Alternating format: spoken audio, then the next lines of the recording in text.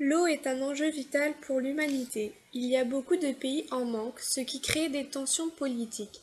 97,2% de l'eau présente sur la Terre est salée. C'est pourquoi l'homme essaye de la dessaler pour subvenir à ses besoins. Durant ce TP, nous avons pour objectif de produire de l'eau potable à partir de l'eau salée.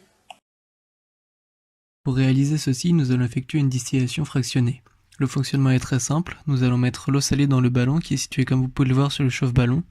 Ensuite, lorsque cette eau s'évapore, elle va passer dans la colonne de Vigreux, puis dans le réfrigérant qui va la refroidir. Elle va ensuite retomber dans l'Erlenmeyer et se transformer en distillat. Tout d'abord, nous allons mesurer la salinité du distillat par conductimétrie. Comme nous pouvons le voir, l'eau salée a une salinité très élevée, soit supérieure à 1 millisiemens par centimètre.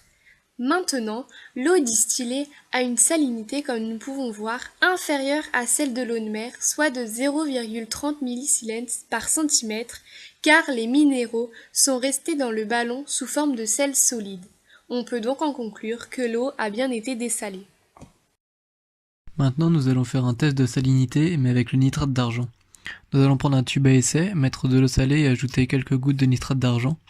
Nous pouvons observer qu'un précipité blanc s'est formé, donc on en déduit qu'il y a encore du chlorure de sodium. On effectuera la même chose avec de l'eau que nous avons transformée.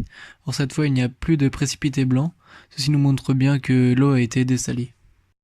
Ici, dans cette expérience, on peut voir que lorsqu'on enlève de la pression de l'Erlenmeyer, l'eau est en ébullition. Ceci nous montre que la température d'ébullition dépend de la pression.